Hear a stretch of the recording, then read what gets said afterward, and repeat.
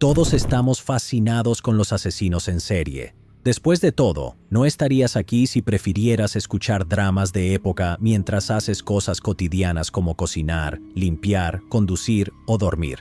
Sin embargo, las probabilidades de que te encuentres con un asesino en serie son ínfimas. Es mucho más probable que mueras en un accidente de auto, de un infarto, por malaria o, si vives en los Estados Unidos, a causa de la violencia con armas de fuego.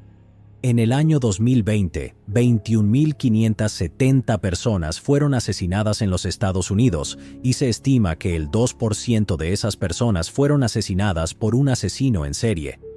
Eso representa 431 personas, pero el número estimado de víctimas posibles podría ser incluso menor si se tiene en cuenta que, según la base de datos de estadísticas de asesinos en serie, actualmente hay solo 42 asesinos en masa activos en los Estados Unidos. Según el Departamento de Estudios Sociales y Humanidades de la Universidad de Northeastern, esto se debe no solo a que hemos aprendido a ser mejores padres que los de la generación posterior a la Segunda Guerra Mundial, sino también a que hemos mejorado en evitar e identificar posibles asesinos sanguinarios. Entre 1970 y 1999, también conocida como la Edad Dorada de los asesinos en serie, se estima que había 289 activos en los Estados Unidos. En esa época, la gente era menos consciente de los peligros de estos monstruos. Dormían con las puertas y ventanas sin seguro. Las parejas elegían zonas apartadas para estacionar sus autos mientras se besaban, y las jóvenes aceptaban con gusto que desconocidos les dieran aventones. Y en los días y semanas posteriores a sus desapariciones, serían excursionistas, corredores o vecinos preocupados quienes se toparían con sus cuerpos mutilados. Pero en 1969, cuando Richard Ramírez, de 19 años, empezó a fumar marihuana y beber alcohol, 5 años antes de que Ted Bundy asesinara a su primera víctima, y solo 3 años antes de que Ed Kemper se hiciera conocido como el asesino de universitarias, las estudiantes que vivían en los pueblos universitarios vecinos de Ann Arbor y Ypsilanti, en Michigan, ya eran muy conscientes de que un asesino en serie las estaba cazando. Sin embargo, a pesar de los incansables esfuerzos de la policía por atrapar al responsable, 8 mujeres morirían de forma brutal antes de que su asesino fuera encontrado y enviado a prisión. Estas son las historias de las 8 jóvenes que serán recordadas para siempre como las víctimas de los asesinatos de Michigan. Mary Therese Flesar, apodada Chi-Chi, nació el 4 de diciembre de 1946 en Ypsilanti, Michigan, hija de Chester y Therese Flesar. Mary fue una de 7 hermanos y creció rodeada de su familia extendida. Eran originarios de Polonia y sus padres tenían una granja en las afueras de Willis. Eran católicos devotos y toda la familia participaba activamente en su comunidad local. Mary amaba a los Beatles, tocaba el piano, la guitarra acústica y la tarola en la banda de la escuela. Probablemente no todas a la vez. Tenía una debilidad por los zapatos y quería convertirse en intérprete de francés, y en 1965 comenzó sus estudios de francés y contabilidad en la Universidad del Este de Michigan, en Ypsilanti, tras haber recibido una beca de 4 años. También comenzó a trabajar medio tiempo en la oficina de registro de la universidad, en McKinney Hall, para ganar un poco de dinero extra. Los amigos de Mary la describirían después como una joven segura y confiada. No era la típica chica fiestera. Prefería acurrucarse en su cama y tocar la guitarra, y se sentía muy cómoda en su propia compañía. Usaba anteojos de montura grande, no tenía muchos amigos varones y, hasta donde sabían sus padres, no estaba saliendo con nadie en particular en ese momento. En junio de 1967, Mary se mudó a un departamento en Ann Arbor con una amiga llamada Nancy DeMacelis. Más tarde, ese mismo mes, Mary, su hermana Sheila y otras 2 chicas hicieron un viaje a Montreal, en Canadá, para asistir a la Expo 67, la Exposición Internacional y Universal de 1967. Pasaron una semana allá, y Mary compró varios recuerdos para su familia, además de adquirir para sí misma una medalla conmemorativa de plata de la Expo 67 que empezó a usar colgada de una cadena en el cuello. La noche del domingo 9 de julio de 1967, Mary le dijo a su compañera de cuarto, Nancy de Macelis, que iba a salir a caminar, explicándole que necesitaba salir del departamento sofocante. También se ha sugerido que quería darles algo de privacidad a Nancy y a su nuevo novio. Así que Mary tomó sus llaves y salió. Su apartamento estaba justo al otro lado de la calle del campus de la Universidad de Michigan, y las calles arboladas eran amplias, bien iluminadas y seguras. Así que cuando Mary no regresó a casa esa noche, Nancy no pensó nada raro. Supuso que probablemente se había quedado con su hermana Sheila, que vivía cerca. A la mañana siguiente, alrededor de las 8, Nancy recibió una llamada de la oficina de registro donde Mary trabajaba. Mary no se había presentado, así que Nancy llamó a Sheila para preguntarle si Mary se había quedado en su casa. No fue así. Y cuando Nancy le dijo que Mary no había regresado de su caminata la noche anterior, Sheila llamó de inmediato a su madre para informarle que Mary estaba desaparecida. La señora Flesar dejó todo lo que estaba haciendo y condujo hasta el departamento en el que Mary se había mudado apenas unas semanas antes.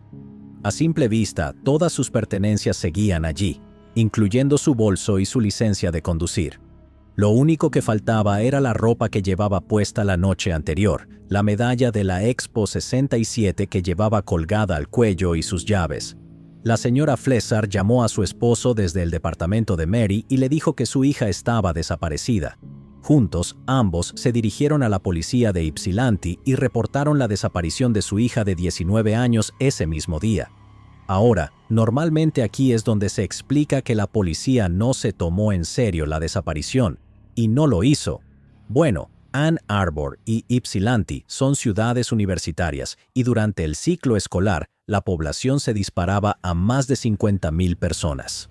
No era raro que padres preocupados llamaran a la policía para informar que su querida Sarah, Ann o Mary Louise no había regresado a casa esa noche, solo para que las chicas en cuestión reaparecieran días después, cansadas pero felices, y ya no tan inocentes como sus padres aún las consideraban. Así que, a pesar de la insistencia del señor y la señora Flesar de que Mary no era el tipo de chica que se quedaría fuera toda la noche, la policía los tranquilizó diciéndoles que probablemente reaparecería en 1 o 2 días. Pero el señor y la señora Flesar seguían insistiendo en que algo horrible debía haberle pasado a su hija, y el 12 de julio de 1967, la policía de Ypsilanti por fin levantó un reporte de persona desaparecida para Mary. El teniente detective Vern Howard fue asignado al caso e inició la investigación entrevistando a los Flesar, a Nancy, a sus vecinos y a cualquier otra persona que pudiera haber visto a Mary ese día.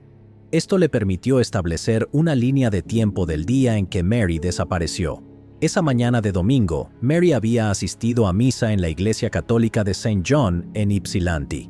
Luego fue a trabajar al McKinney Hall alrededor de las 7:30 de la mañana, donde ayudó con el registro para una próxima conferencia de porristas. A las 5 de la tarde, tenía planeado encontrarse con su hermana Sheila y 2 primas en el cercano lago Silver Lake, pero cuando llegó, los patrulleros estatales ya estaban rechazando a las personas porque las instalaciones estaban llenas. En cambio, Mary pasó las siguientes 2 horas en la playa del lago Half Moon, donde una amiga la vio tocando canciones en su guitarra para un grupo de niños.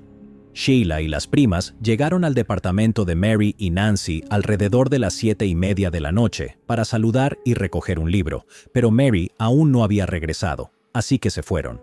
Mary llegó a casa 10 minutos después, se dio una ducha rápida, se cambió y se puso un vestido naranja con lunares y sandalias color beige. Entonces anunció su intención de salir a caminar, alrededor de las 8:20 de la noche. Al menos 3 personas la vieron caminando por el campus esa noche. Una de ellas fue un guardia del campus que la había ayudado una vez cuando su auto no quería arrancar. Las otras 2 fueron Gerald y Nancy Durant, que vivían a unas casas más adelante. Gerald Durant era amigo del tío de Mary, y ella los saludaba cada vez que pasaba frente a su casa. Gerald les contó a los policías que él y Nancy estaban sentados en su porche cuando vieron a Mary caminando de regreso a su departamento esa noche. Observaron cómo un auto bicolor, de tono gris azulado, se detuvo junto a Mary. Vieron que el joven conductor se inclinó sobre el asiento del pasajero y le preguntó algo, pero Mary negó con la cabeza y siguió caminando. El joven entonces aceleró por la carretera y giró bruscamente hacia una entrada de auto, bloqueándole el paso. Nuevamente, se inclinó para preguntarle algo, y otra vez, Mary negó con la cabeza y caminó alrededor del auto. Frustrado, el joven salió de la entrada y sus llantas chirriaron al alejarse. Preocupados, Gerald y su esposa observaron cómo Mary cruzaba la calle a salvo y desapareció de la vista a menos de una cuadra de su casa, cuando el detective sargento Ronald Shoemaker le preguntó a Kathy Jones, una de las amigas de Mary, si ella se habría subido a un auto con un hombre extraño. La joven lo negó, explicando que Mary todavía era tímida con los hombres y que era una católica conservadora que apenas empezaba a sentirse cómoda con su feminidad. Además, Kathy había conocido a Mary durante una clase de defensa personal en el campus, y Mary era muy consciente de los peligros de subirse a autos con hombres desconocidos. El 7 de agosto de 1967, Mary llevaba desaparecida un mes cuando dos chicos de 15 años encontraron un cuerpo en una granja abandonada al norte de Ypsilanti. Los chicos habían ido a la granja para arar un campo de maíz que la familia Crousman arrendaba y estaban ocupados echando gasolina al viejo tractor cuando escucharon voces y el portazo de un auto justo bajando por la carretera. Como la vieja casa de campo y el granero llevaban años deshabitados, los chicos se dirigían a ver quién era cuando escucharon que el auto se alejaba, y fue entonces cuando sintieron el olor del cadáver tendido entre la hierba alta cerca del viejo granero. Al principio, pensaron que se trataba de un animal muerto, tal vez un venado, ya que el cuerpo era más grande que el de un perro. Pero al mirar más de cerca, se dieron cuenta de que el cuerpo desnudo definitivamente no pertenecía a un venado, así que fueron hasta la estación de policía en Ypsilanti para reportarlo. En menos de una hora, la policía ya había llegado al lugar e iniciado la investigación. El doctor Henry J. Scoville, asistente del médico forense del condado de Washtenaw, confirmó que el cuerpo pertenecía a una mujer joven que había estado muerta aproximadamente 4 semanas. Durante el registro del área, la policía determinó que el cuerpo de la mujer había sido movido al menos 2 veces después de ser asesinada, lo que sugería que su asesino había regresado a verla. El sitio donde fue arrojada inicialmente era básicamente un basurero, ya que estaba lleno de botellas rotas y latas oxidadas. También encontraron un montón de ropa que determinaron que debía pertenecerle. Su ropa interior, una sandalia beige y un vestido naranja con lunares. El vestido había sido cortado desde el frente y desgarrado, y el montón de ropa estaba escondido bajo unas cajas de cartón viejas y escombros de construcción. Había estado allí solo unos días, cuando fue movida por primera vez y dejada entre la hierba alta. Con base en las manchas, se determinó que su cuerpo había estado ahí al menos 2 semanas antes de ser trasladado otra vez, esta vez al lugar donde fue encontrado. Los días 8 y 9 de agosto de 1967, los doctores Ben Naylor y Robert Hendricks realizaron su autopsia y descubrieron que había sido apuñalada 30 veces tanto en el pecho como en el abdomen, con un cuchillo u otro objeto afilado similar. Tenía un corte en la espalda, lo cual indicaba que en algún momento había sido atacada por detrás, y había sido severamente golpeada antes de morir. Uno de sus antebrazos, los dedos de la mano restante y ambos pies estaban desaparecidos.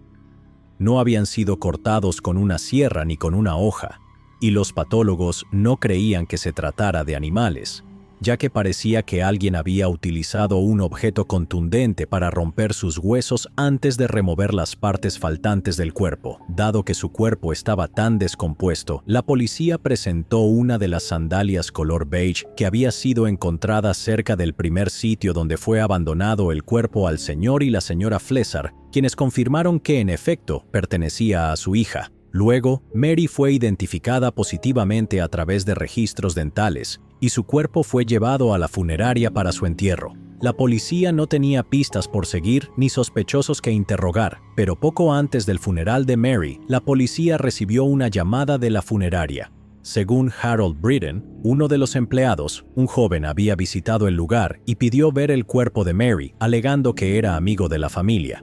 Cuando le dijeron que el ataúd permanecería cerrado durante el funeral, preguntó si se le permitiría tomar una foto del cuerpo. Solo más tarde, Britton se daría cuenta de que el joven ni siquiera llevaba una cámara consigo. Britton le dijo que no, pero que podía dejar un mensaje en el libro de visitas. El joven se fue y Britton lo siguió, marcando la interacción como muy extraña. Britton vio al joven alejarse en un auto azul plateado, pero el vehículo estaba estacionado demasiado lejos como para ver la matrícula o identificar claramente la marca y el modelo.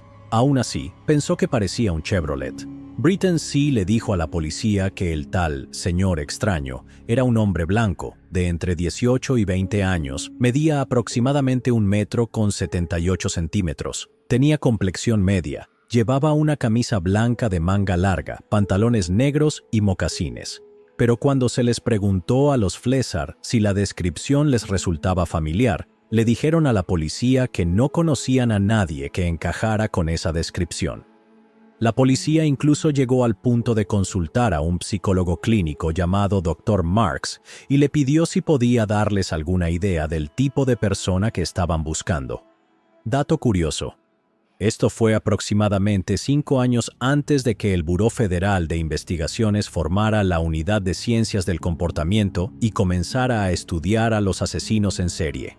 De cualquier forma, el Dr. Marks explicó que el sujeto en cuestión había tenido una experiencia traumática con una mujer, ya fuera su madre, su novia o su esposa. Podría fácilmente ser una persona que exteriormente aparenta ser muy religiosa. Su religión actuaría como un mecanismo de defensa ante las emociones que ha reprimido. La víctima sería un símbolo de alguien contra quien el agresor quiere vengarse. No sería una persona abierta en temas sexuales. Lo más probable es que atacara a alguien que no conoce. Este comportamiento suele derivar de un impulso irresistible en ese momento. El hecho de que el cuerpo de la víctima fuera colocado sobre un montón de basura simbolizaría que, para el agresor, la mujer era basura, algo de lo que debía deshacerse. Este tipo de persona tendería a mantenerse aislada y probablemente no se llevaría bien con sus vecinos. Pero en los días, semanas y meses posteriores al funeral de Mary, la investigación sobre su muerte no arrojó nuevas pistas y su expediente fue archivado, condenado a juntar polvo mientras otras investigaciones pasaban a ser prioridad.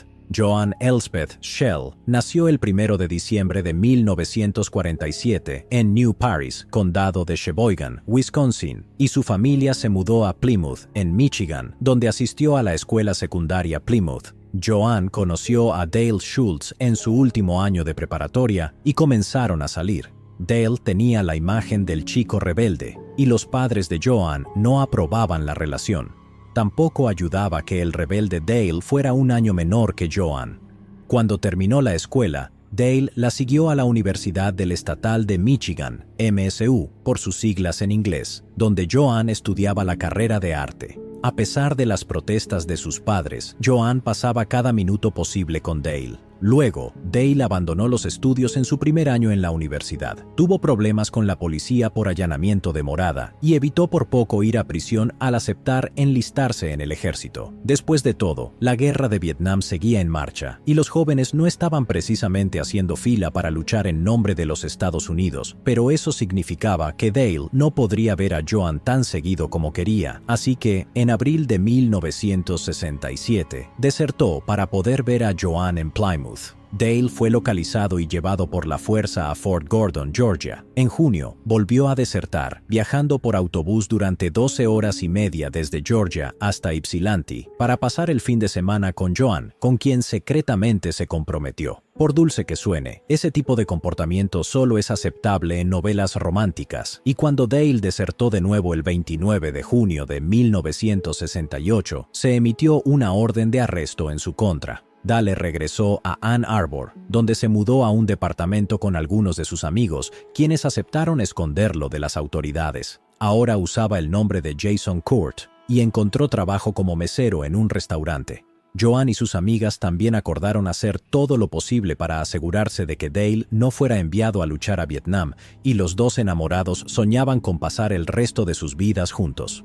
Mientras Dale regresaba a Ann Arbor, los padres de Joan pasaron por ella a su departamento en Ypsilanti y ella pasó el fin de semana en casa.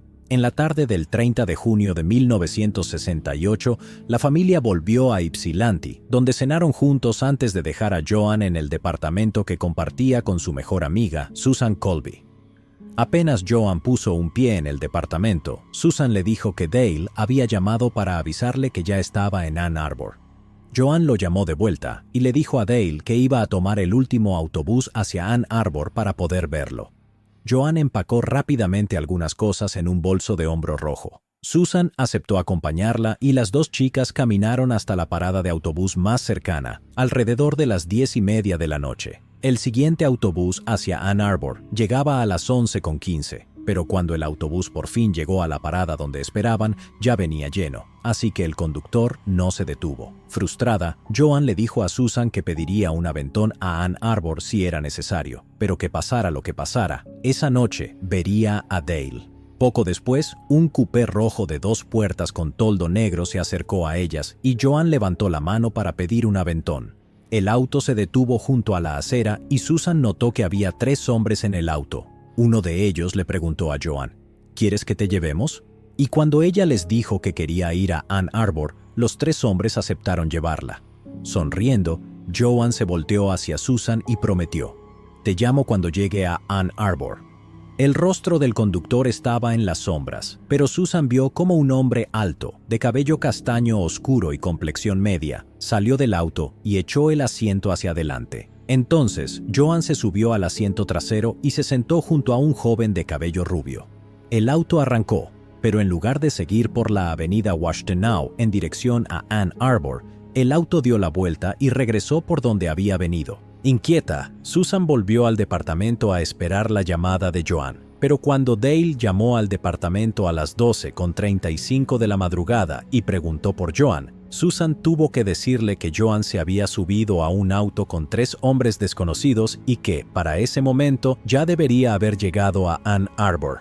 Preocupado, Dale le dijo a Susan que llamara a la policía y luego él y algunos de sus amigos salieron a recorrer las calles de Ann Arbor y Ypsilanti buscando un auto rojo con toldo negro. Mientras tanto, Susan daba su declaración a la policía de Ypsilanti y describió a los 2 hombres que sí logró ver a un dibujante forense. Estos retratos serían más tarde publicados por los medios y pegados por todo el campus de la MSU. Susan le dijo a la policía que creía que el auto era un Pontiac y que tenía 3 luces traseras cuadradas a cada lado. Otro testigo había visto a los 3 hombres más temprano esa misma noche dentro del edificio McKinney Hall, y más adelante le diría a la policía que el auto era un Pontiac Bonneville. Pero 2 testigos adicionales aseguraron que el auto era un Ford Fairlane. Los modelos en sí se parecen muchísimo, especialmente si el Pontiac era un modelo del año 1965. La policía de la MSU empezó a entrevistar a todos los estudiantes varones que coincidieran con la descripción dada por Susan, y la Policía Estatal de Michigan localizó 150 cupés rojos con toldo negro en un intento por encontrar a los 3 hombres. Pero ya era demasiado tarde para salvar a Joan. Su cuerpo fue encontrado por 2 obreros de la construcción en una obra en las afueras de Ann Arbor, apenas 5 días después de su desaparición. Su cuerpo fue llevado al anfiteatro del Hospital de la Universidad de Michigan, y una vez más, el doctor Robert Hendricks realizó la autopsia. Descubrió que Joan, de 20 años, había sido apuñalada un total de 24 veces. Al igual que Mary, había luchado por su vida e intentado escapar de su agresor, lo que resultó en 3 puñaladas en la espalda, una en el costado izquierdo del cuello que le cortó una arteria, otra debajo de la oreja izquierda y una más en la nuca. También había sido estrangulada cuando su agresor le enrolló su minifalda alrededor del cuello, y el Dr. Hendricks determinó que también había sido agredida sexualmente en algún momento del ataque. El Dr. Hendricks especuló que el arma homicida era un cuchillo de caza, y que el asesino se había tomado el tiempo de limpiar su cuerpo después de que ella muriera. Su cuerpo había sido mantenido dentro de un edificio durante 4 días antes de ser llevado al campo vacío, donde lo encontrarían al día siguiente. Durante el registro del área, la policía también encontró la ropa de Joan, pero no encontraron el bolso de hombro rojo que había llevado esa noche. Según Susan, en el bolso había un cambio de ropa, su maquillaje y su credencial de estudiante. Por supuesto, a la policía no le tomó mucho tiempo identificar a Dale Schultz como posible sospechoso. Después de todo, los padres de Joan no tuvieron problema en decirle a la policía que no aprobaban su relación con su hija. Además, estaban sus antecedentes con la ley y la orden de arresto que ya pesaba sobre él. Fue llevado al cuartel de policía de Ypsilanti apenas 2 horas después de que se encontrara el cuerpo de Joan y los detectives tuvieron que darle la noticia de que su prometida estaba muerta. Según uno de los detectives que lo entrevistó, citando, estaba bastante afectado, dijo que no lo podía creer, lloró. Después de su interrogatorio, la policía dejó de considerarlo un sospechoso, pero aún así querían que se sometiera a una prueba de polígrafo. La policía militar estuvo de acuerdo, y una vez que Dale pasó la prueba de polígrafo el 5 de agosto de 1968, fue arrestado por deserción. Pero representantes de la Policía Estatal de Michigan, el Departamento de Policía de Ypsilanti y la Policía de Ann Arbor ya se habían reunido para hablar sobre las similitudes entre el asesinato de Joan Schell y el de Mary Flesser, de 19 años. Las dos chicas vivían a pocas calles de distancia, trabajaban en el mismo edificio y ambas eran morenas y de contextura pequeña, pero decidieron tratar los dos asesinatos como incidentes separados, al menos por el momento, y la policía siguió investigando todas las pistas posibles. Una de las pistas más prometedoras surgió apenas 2 semanas después de que se encontrara el cuerpo de Joan. Un hombre que trabajaba en el mismo edificio que Mary y Joan le dijo a la policía que un colega suyo, llamado John Collins, había estado provocando a una empleada con descripciones gráficas de lo que le había sucedido a Joan. La policía interrogó a John y le preguntó cómo sabía tanto sobre el caso. John explicó que su tío era patrullero estatal y que lo había oído hablar del caso. Su tío, el cabo Daniel Lake, negó haber hablado del caso con su sobrino, pero explicó que John tenía amigos en la policía y que solía pasar el rato con ellos en un restaurante local. Era posible que hubiera escuchado la información allí. Además, John no estaba en Ypsilanti cuando Joan desapareció. Ese fin de semana estaba visitando a su madre en Center Line, en Detroit. El 18 de agosto de 1968, los medios informaron que la policía se había quedado sin pistas, a pesar de que varios negocios ofrecieron una recompensa de $12,000 a cambio de cualquier información que llevara al arresto del asesino de Joan. Jane Louise Mixer nació el 23 de febrero de 1946 en Muskegon, Michigan, hija de Daniel y Marian Mixer. Jane tenía una hermana mayor y un hermano, y según su sobrina Maggie Nelson, Jane y su hermana no siempre se llevaban bien. En el libro que escribió sobre su tía y el impacto que su asesinato tuvo en la familia, Maggie escribió: «Jane era una entusiasta», dice mi madre. ¿Sabes lo que es una entusiasta? Me encanta tu vestido. En serio, es adorable, real y verdaderamente adorable. En la secundaria, la alegre Jane formaba parte del club de animación, el equipo de porristas de la escuela, y era muy expresiva en temas políticos, lo que la llevaba a discutir con frecuencia con sus padres, quienes eran más conservadores. Cuando Jane se fue a la Universidad de Michigan, lo hizo para estudiar Derecho. Pasó un tiempo estudiando en Francia, recorrió Europa con mochila, y cuando regresó a Estados Unidos, se volvió una activista política. En 1968, se enamoró de uno de sus profesores, un estudiante de posgrado llamado Phil Weissman, quien más adelante explicó que se había enamorado de su intelecto, su intensa curiosidad, su naciente sensibilidad hacia los temas sociales, su ambición y, más adelante, también de sus atributos físicos. Los dos se comprometieron en secreto en marzo de 1969 y una emocionada Jane llamó a sus padres en Muskegon para darles la buena noticia y decirles que planeaba ir a visitarlos ese fin de semana. Desafortunadamente, Phil no podría acompañarla y como Jane no tenía un auto propio, fue al sótano del edificio de la Unión de Estudiantes y colocó una nota en el tablón de anuncios para que otros estudiantes supieran que necesitaba un aventón ese fin de semana. Según Phil, la nota decía: «Se busca aventón a Muskegon el jueves. Llamar a Jane». Incluía tanto su número de teléfono como su dirección. Un hombre llamado David Johnson respondió a la nota y acordó encontrarse con ella alrededor de las 6:30 de la tarde del 20 de marzo. A las 6:15, Phil llamó al teléfono público de la explanada donde se iban a encontrar para saber si Jane ya se había ido, y ella le dijo que aún estaba esperando. Cuando llamó de nuevo a las 7, nadie respondió el teléfono. Se suponía que Jane llegaría a Muskegon alrededor de las 9:30 de esa noche. Cuando no estuvo en casa a las 10, Dan Mixer llamó a la policía estatal de Michigan para informar que su hija estaba desaparecida. Tanto Dan como Marian estaban fuera de sí por la preocupación, así que Dan condujo hasta Ann Arbor y de regreso para ver si Jane había estado involucrada en un accidente de auto. Según él, solo estaba buscando, tratando de ver algo. A la mañana siguiente, tanto la policía estatal como la oficina del sheriff del condado de Muskegon estaban revisando la carretera en busca de pistas sobre lo que había pasado con Jane, pero no sabían que estaban buscando en el lugar equivocado. Un niño de 13 años llamado Mark Grow caminaba hacia la parada del autobús por la carretera Denton, en el municipio de Van Buren, justo al este de Ypsilanti, cuando se topó con una bolsa de compras. La bolsa estaba justo al costado de la carretera, frente al cementerio del municipio de Denton, y al pensar que alguien debía estar buscándola, Mark volvió a casa y se la mostró a su madre, Nancy Grow.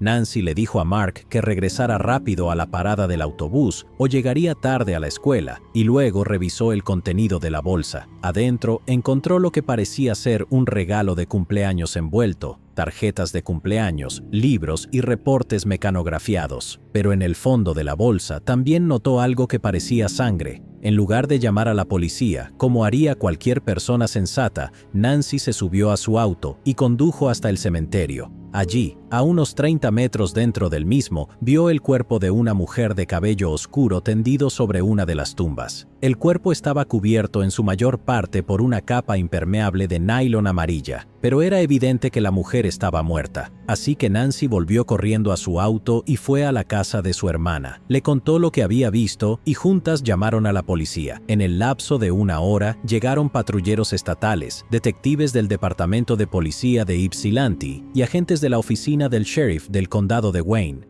Tomaron fotografías de la escena y retiraron la capa que cubría el cuerpo. Jane aún estaba completamente vestida, pero su falda había sido levantada hasta la cintura y su ropa interior había sido bajada. No obstante, su ropa interior no había sido retirada del todo y, dado que su atacante había dejado la toalla sanitaria en su lugar, se determinó que no había sido agredida sexualmente. Esto sería confirmado más tarde durante la autopsia. Junto a ella, la policía encontró un ejemplar del libro Trampa 22 de Joseph Heller. En el interior de la portada, alguien había escrito el nombre Philip Weisman. Fueron los patrulleros estatales quienes identificaron inicialmente el cuerpo como el de Jane Mixer, y más tarde, ese mismo día, uno de ellos tocaría la puerta de la casa de los Mixer en Muskegon para informarle a Dan y Marian que eran requeridos en Ann Arbor. Phil fue entrevistado por 2 detectives y les contó lo que sabía. También les dijo a los policías que estaba consciente de que los padres de Jane no lo aprobaban. No solo era judío, sino que también era liberal, mientras que los Mixer eran luteranos y conservadores. Aún así, eso no le importaba a Jane, quien ya había solicitado un traslado a la Universidad de Columbia o a la Facultad de Derecho de Nueva York, ya que Phil había aceptado un puesto como profesor en una universidad del este del país. Entonces, la policía le informó a Phil que Jane había sido asesinada, y él insistió varias veces en llamarla personalmente antes de aceptar el hecho de que nunca más contestaría el teléfono cuando él llamara. De regreso a casa desde la escuela, alrededor de las 3 de la tarde de ese día, Mark escuchó al conductor del autobús decir que alguien había encontrado un cuerpo en un cementerio cercano. Pensando que tenía que estar relacionado con la bolsa que había encontrado esa mañana, Mark prestó atención a su entorno mientras caminaba a casa y notó lo que parecían ser marcas de arrastre que conducían desde el otro lado de la carretera hasta el cementerio. Cuando Mark llegó a casa, la policía todavía estaba hablando con sus padres y él les contó lo que había visto. Mark y Nancy no eran los únicos con información. Jack Grow también tenía algo que compartir. Le dijo a la policía que había estado trabajando en su garaje la noche anterior cuando vio pasar una camioneta tipo station wagon color crema frente a la casa. El vehículo entró al cementerio, dio una vuelta, se detuvo y luego se fue nuevamente alrededor de la medianoche. No pensó mucho en ello hasta que su esposa lo llamó al trabajo para contarle sobre el cuerpo en el cementerio. Dan y Marian identificaron el cuerpo de Jane el 22 de marzo de 1969 y esa misma tarde, el doctor Robert Hendricks realizó su autopsia. Determinó que la joven de 23 años había muerto entre la medianoche y las 3 de la madrugada del 21 de marzo de 1969. Le habían disparado en la parte posterior de la cabeza con una pistola calibre 22. Su asesino también le había atado una media de nylon color canela alrededor del cuello, con un nudo sencillo. Los residuos encontrados en su ropa indicaban que había sido llevada a una casa o edificio donde fue retenida en un cuarto de lavandería durante unas 4 horas antes de morir. El 24 de marzo de 1969, el periódico The Ann Arbor News informó sobre el asesinato de Jane y lo vinculó con los asesinatos de Mary Flesar y Joanne Schell, a pesar de que la única similitud entre los casos era el color de cabello de las víctimas. Mientras tanto, su padre llamaba constantemente a sus amigos en la policía, ofreciéndoles nuevas pistas y suplicándoles que descubrieran quién había asesinado a su hija. Al principio acusó a Phil de matar a Jane, luego a una exnovia de Phil. Le dijo a la policía que alguien debió haber pagado para que mataran a Jane, y se convenció de que Jane debía haber conocido a su asesino. Pero, con el tiempo, incluso Dan Mixer tuvo que aceptar el hecho de que Jane se había ido, y que nada de lo que hiciera la traería de regreso. Los periódicos tienden a centrarse en las tragedias del mundo. Llega un momento en el que uno debe decirse que la tragedia ya ocurrió. Puedes quedarte anclado en ella o seguir adelante con tu vida. Marilyn Skelton nació en el condado de Wayne, Michigan, el 4 de marzo de 1953, hija de Archie y Helen Skelton. Vivían en Romulus, Detroit, y tenía un hermano llamado Thomas y una hermana llamada Barbara. No eran la familia perfecta. Archie Skelton solía golpear a su esposa y frecuentemente amenazaba a sus hijos con violencia. Todos sabían que debían mantenerse alejados de él cuando se enfurecía. En 1968, Marilyn era estudiante de primer año en la escuela secundaria de Romulus y pronto entabló amistad con una chica llamada Sharon Sanders. Pasaba los fines de semana en casa de Sharon, pero a Helen le agradaba Sharon, así que no tenía mucho problema con que su hija pasara tanto tiempo allá. Pero luego Marilyn comenzó a mentir sobre lo que hacía y a dónde iba, y empezó a escaparse de su casa. Marilyn y Sharon pasaban su tiempo en un departamento en Ann Arbor que la policía describía como un refugio de hippies, y fue durante ese tiempo que Marilyn se volvió adicta a las drogas.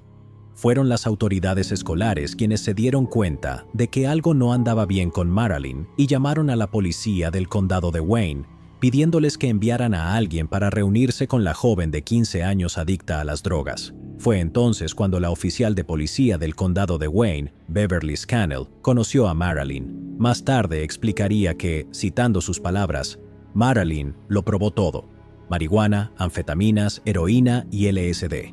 La señorita Skelton recorría todo el condado de Wayne comprando y vendiendo drogas para sostener su adicción. Después de ser detenida en Westland por posesión de drogas, Marilyn se convirtió en informante de la policía para mejorar su situación. La oficial Scannell fue a reunirse con los padres de Marilyn y les dijo lo que su hija había estado haciendo, pero luego explicaría que ellos no le creyeron. Así que el 28 de enero de 1969, Marilyn fue internada en un hospital tras una sobredosis de heroína, y Archie y Helen Skelton tuvieron que enfrentar el hecho de que su hija de 15 años era adicta a las drogas. Helen les decía a todos los que quisieran escuchar que Marilyn solo había recibido demasiadas vacunas contra la gripe, pero tuvo que sentarse a ver cómo los amigos hippies de su hija la visitaban en el hospital. Entre ellos estaba Sharon, ahora de 17 años, quien ya se había convertido en la señora Santucci. Su esposo John proclamaba con orgullo que él era el rey de los hippies. Marilyn también tenía un novio de 19 años llamado Mike Millich. Horrorizados, los Skelton decidieron que tenían que alejar a Marilyn de sus amigos hippies, así que compraron una casa en Flint y pasaron todo el mes de marzo viajando entre Romulus y Flint.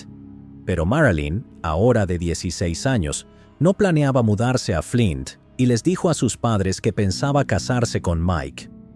Esto llevó a varias discusiones a gritos entre Marilyn y su padre, y el 16 de marzo, Marilyn se escapó de su casa. Regresó a Flint el 19 de marzo y le dijo a Helen que había estado viviendo con Sharon. Mientras visitaba a su familia, Marilyn recibió una llamada de su novio Mike, quien le dijo que un distribuidor la estaba buscando y que más le valía aparecerse en Ypsilanti con el dinero o la matarían. Asustada, Marilyn le ofreció a su madre venderle su bicicleta y su máquina de escribir. Helen le entregó $34 para que pudiera pagar sus deudas. El 21 de marzo, la familia terminó de mudarse a Flint y Marilyn ayudó a su padre a cargar el camión de mudanza. Esa tarde, alrededor de la 1 de la tarde, Marilyn le dijo a su padre que quería que la llevara a Ypsilanti y que necesitaba otros $10 para pagar sus deudas. Esto provocó otra discusión a gritos entre ellos y al final su hermano Thomas y su amigo Larry Glinsky le dijeron a Marilyn que ellos la llevarían. Le ofrecimos llevarla a donde necesitara ir, pero ella dijo que iba a llamar a una amiga para que la recogiera. Thomas y Charles dejaron a Marilyn en una estación de servicio en Ann Arbor. Desde allí, llamó a Sharon alrededor de las 4 de la tarde para pedirle que fuera por ella al edificio de la Unión de Estudiantes McKinney en el campus de la Universidad del Este de Michigan. Sharon le dijo que no tenía el auto y le preguntó si sería capaz de llegar por su cuenta a Ypsilanti. En cambio, Marilyn dijo que conseguiría que alguien le diera un aventón y les dijo a sus amigas que las vería pronto. Pero cuando Marilyn no llegó, Sharon comenzó a preocuparse. Ese mismo día por la mañana se había encontrado el cuerpo de Jane Mixer, y Sharon, en estado de pánico, llamó de inmediato a la policía de Ypsilanti para informar que Marilyn estaba desaparecida. Pero cuando el oficial de guardia se enteró de que Sharon no era pariente de Marilyn, le dijo que no podía abrir un reporte de persona desaparecida sin la aprobación de los padres de Marilyn. Esa misma noche, tanto Sharon como Mike Mileage fueron a la estación de la Policía Estatal de Ypsilanti para reportar la desaparición de Marilyn. Nuevamente les dijeron que no podían abrir un caso porque no eran familiares de Marilyn. Frustrado, Mike llamó a Helen Skelton y le dijo que Marilyn estaba desaparecida. Cuando Helen le aseguró que no era la primera vez que Marilyn se escapaba y que seguramente reaparecería en cualquier momento, Mike le gritó: ¿Qué vas a hacer? ¿Esperar a que la encuentren con 3 agujeros de bala en la cabeza?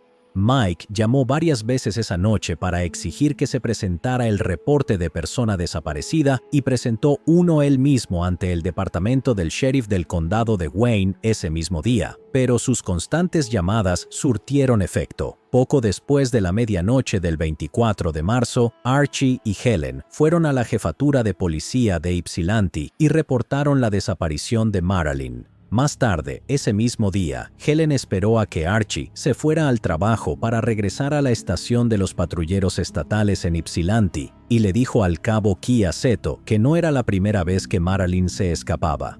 Dijo que no entendía por qué Mike estaba tan preocupado por su novia de 16 años desaparecida y le indicó al cabo Seto que se pusiera en contacto con la oficial Beverly Scannell del departamento del sheriff del condado de Wayne si quería más información sobre el historial de Marilyn. A las 11 de la mañana del día siguiente, un hombre llamado Alan Rentschler llamó al departamento de policía de Ann Arbor para informar que habían encontrado un cuerpo. En 10 minutos, el área estaba llena de policías e investigadores de la escena del crimen. El cuerpo de la joven yacía junto a una casa recién construida. Estaba desnuda y un pedazo de tela azul le había sido introducido en la boca para evitar que gritara. Le habían atado una liga para el cabello alrededor del cuello y yacía boca arriba, con las piernas abiertas y dobladas, en lo que la policía describió como una posición de abuso. Había recibido numerosos y brutales golpes en la cabeza que le habían fracturado parte del cráneo y tenía múltiples moretones en el pecho, abdomen y muslos. Aún peor, había sido agredida con una rama de árbol de 28 centímetros que fue dejada dentro de su cuerpo. El jefe de policía de Ann Arbor, Walter E. Krasny, más tarde declaró a los reporteros: «Esto es lo peor que he visto en 30 años de servicio policial. No podemos decir que no hay conexión con los otros 3 asesinatos. Casi tiene que haber algún vínculo». Gracias al reporte de persona desaparecida que se había presentado el día anterior, la policía pudo identificar el cuerpo como el de Marilyn Skelton, de 16 años. Su cuerpo fue llevado luego al depósito de cadáveres del Hospital de la Universidad de Michigan y fue la oficial Beverly Scannell quien la identificó. También fue quien tuvo que informar a Archie y Helen que Marilyn estaba muerta. El doctor Robert Hendrick y otro colega realizaron la autopsia y confirmaron que había sido víctima de agresión sexual, aunque no pudieron encontrar rastros de semen en su cuerpo. También determinaron que la causa de muerte fueron los repetidos golpes en la cabeza. Pruebas posteriores revelaron que el arma homicida había sido una rama de árbol. Los moretones en su cuerpo fueron causados por alguien que la golpeó repetidamente con un cinturón. El Dr. Hendrick especuló que Marilyn estuvo con vida hasta el 24 de marzo, cuando fue llevada al lugar donde se encontró su cuerpo. Allí fue despojada de su ropa y fue agredida, y su cuerpo quedó allí durante la noche antes de ser encontrado a la mañana siguiente. No había sido apuñalada como lo fueron Mary y Joan. Tampoco había sido retenida por días antes de ser abandonada junto a la carretera. Fue asesinada de un disparo, como Jane, pero a diferencia de Jane, a Marilyn la despojaron de su ropa, tal como sucedió con Mary y Joan. No solo eso, sino que era considerablemente más joven que las 3 víctimas anteriores, y por primera vez, la policía se preguntó si acaso estaban enfrentando a más de un asesino. El único sospechoso viable en el asesinato de Marilyn era su padre, Archie Skelton. Sus antiguos vecinos en Romulus dijeron a la policía que tanto Archie como Helen eran grandes bebedores, y que Archie era conocido por ser abusivo con sus hijas. Solía golpearlas con su cinturón para disciplinarlas, y los vecinos lo habían visto quemar los muebles que había destrozado durante ataques de furia en estado de ebriedad. Los maestros de Marilyn explicaron que todos sabían que las hermanas Skelton eran víctimas de abuso y que su hermana mayor, Bárbara, se había escapado de casa. Marilyn también había contado a la consejera escolar que planeaba hacer lo mismo y casarse con su novio Mike, a quien adoraba. Los chicos que iban a la escuela con ella contaron que sabían que vendía drogas en la escuela, pero fue su mejor amiga Sharon quien compartió la información más interesante. Marilyn era cinturón rojo de 3er grado en karate y era bastante buena. Una vez Mike la atacó con un cuchillo como prueba y ella lo tiró al suelo casi rompiéndole la muñeca. Me imagino que quien la atacó debía ser muy grande o tener algún tipo de arma. Tanto Archie como Helen tuvieron que someterse a pruebas de polígrafo.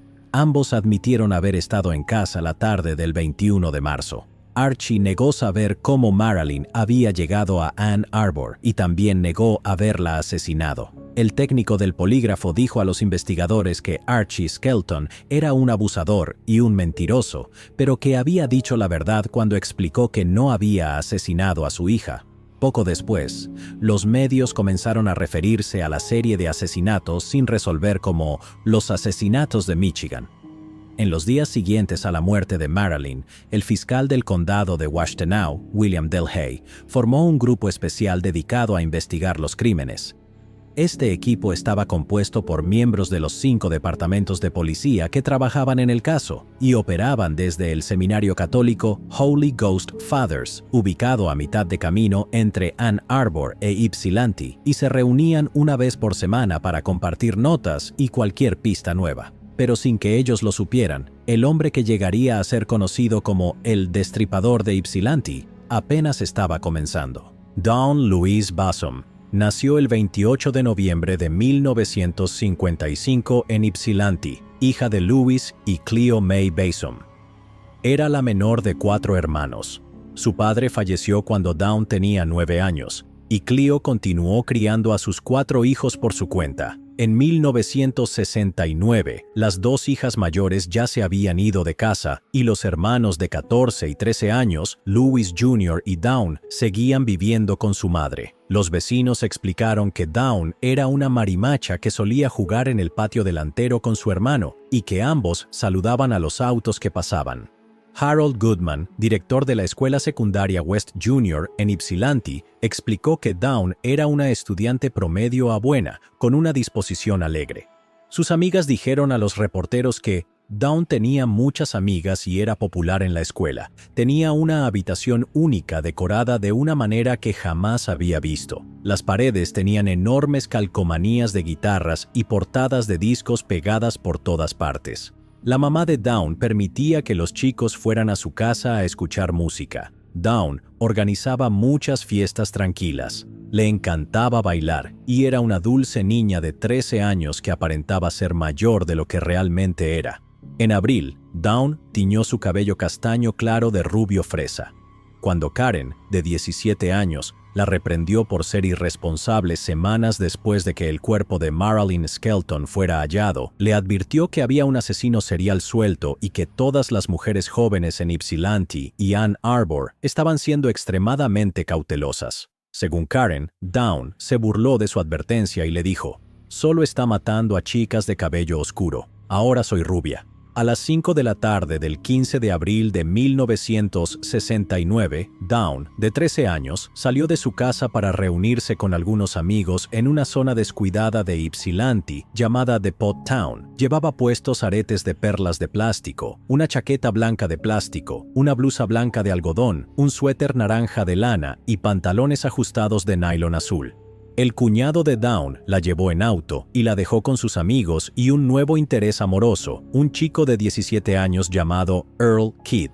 Alrededor de las 6 de la tarde, Earl comenzó a caminar con Dawn hacia su casa, pero en un momento decidieron separarse porque Dawn no quería que su madre se diera cuenta de que Earl era mucho mayor que ella. Varias personas la vieron apurándose hacia su casa, incluyendo 2 compañeros de clase y un entusiasta de los trenes que estaba cronometrando la llegada del tren de pasajeros Wolverine en la estación de la calle Railway. Este hombre declaró a la policía que el tren llegó a tiempo a las 7:25 de la tarde y estuvo allí hasta las 7:35 de la tarde. La última vez que vieron a Dawn con vida estaba a solo 150 metros de su casa. Cuando Dawn no llegó a casa para las 8 de la noche, Cleo comenzó a llamar frenéticamente a todos los amigos de Dawn para preguntar si alguien sabía dónde estaba. Desesperada, reportó oficialmente a Dawn como desaparecida poco antes de la medianoche. Su cuerpo fue descubierto a las 6:30 de la mañana del día siguiente, a 8 kilómetros al norte de su casa.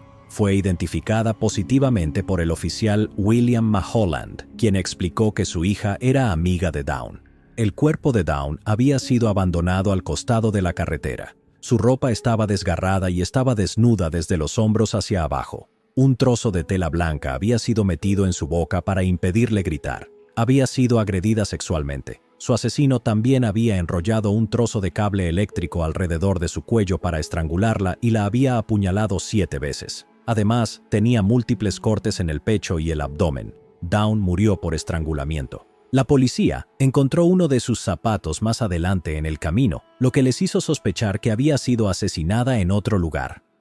Durante las siguientes 3 horas, los agentes peinaron el área y encontraron el suéter naranja de Dawn afuera de una granja abandonada a 1,5 kilómetros de su casa. Dentro de un granero en ruinas, hallaron otro trozo de cable eléctrico, ropa interior azul que no pertenecía a Dawn y otro pedazo de tela blanca de su blusa. En el sótano de la granja encontraron botones arrancados de su blusa, fibras de lana azul y roja que no provenían de la ropa de Dawn, huellas dactilares que no eran de ella y un montón de pañuelos con semen seco. Las pruebas mostraron que el semen pertenecía a un hombre con sangre tipo O. La policía especuló que el secuestrador de Dawn la había llevado al sótano de la antigua granja donde comenzó el ataque, pero de alguna manera Dawn logró escapar hacia el granero, donde su agresor la asesinó. La policía patrulló el área donde Dawn fue asesinada, y al día siguiente de que se encontrara su cuerpo, 2 oficiales llamaron a la estación para informar a sus superiores que el asesino había regresado. No lo habían visto, pero había dejado atrás 2 objetos que pertenecían a Dawn, uno de sus aretes de imitación perla y un trozo de su blusa. Un mes después de que la policía descubriera el cuerpo de Dawn, el granero fue incendiado. 3 hombres fueron arrestados por cargos relacionados con incendios provocados y admitieron que lo hicieron solo como una especie de diversión en estado de ebriedad. A medida que comenzaron a llegar los informes forenses relacionados con el asesinato de Dawn, el grupo especial se reunió para discutir los crímenes. El Ann Arbor News informó que uno de los oficiales del grupo dijo que la investigación sobre los ahora infames asesinatos de Michigan se sentía como una pesadilla viviente.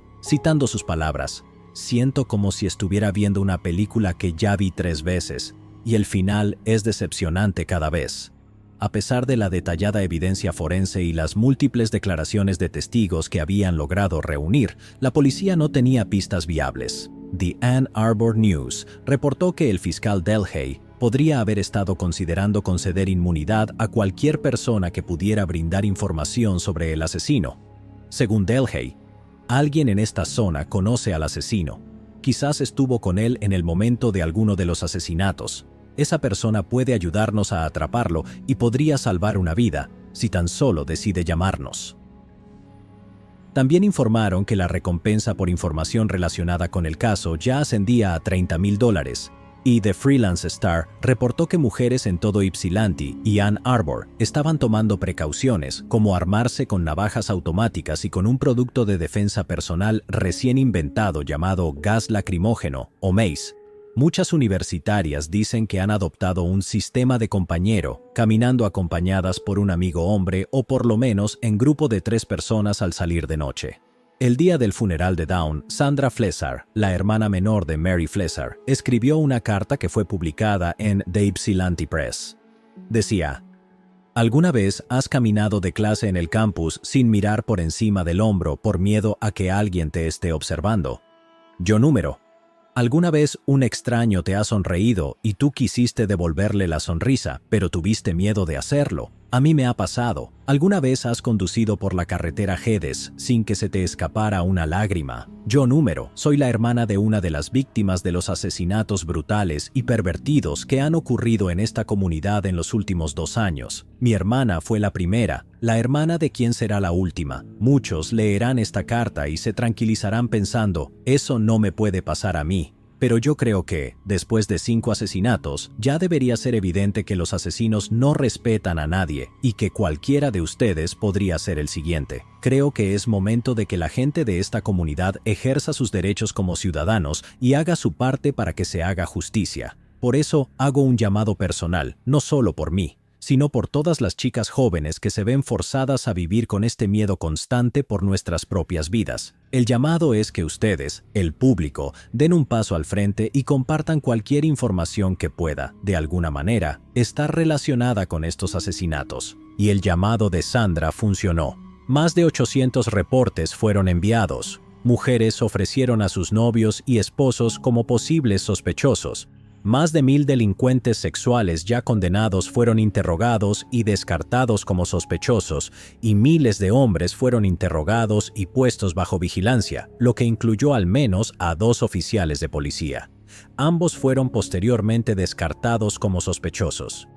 Alice Elizabeth Callum nació el 25 de diciembre de 1947 en Middlebury, Indiana, y creció en Kalamazoo, Michigan. En su ensayo de admisión, explicó que su padre, Joseph, era un judío ruso que tenía una pequeña tienda de comestibles en el pueblo. Alice solía ayudar en la tienda cuando era niña y contó que su padre a menudo enfrentaba discriminación por parte de la gente del lugar, pero que le enseñó a tratar a todos como iguales. Mi padre me inculcó que en cualquier grupo racial hay personas buenas y malas. Él realmente practicaba la política de confiar en alguien hasta que te demostrara lo contrario, y aún así, darle una segunda oportunidad. Alice explicó que fueron esas enseñanzas las que la motivaron a querer seguir una carrera como trabajadora social, así que solicitó ingreso en la Escuela de Trabajo Social de la Universidad de Michigan después de obtener su licenciatura en Bellas Artes en mayo de 1969.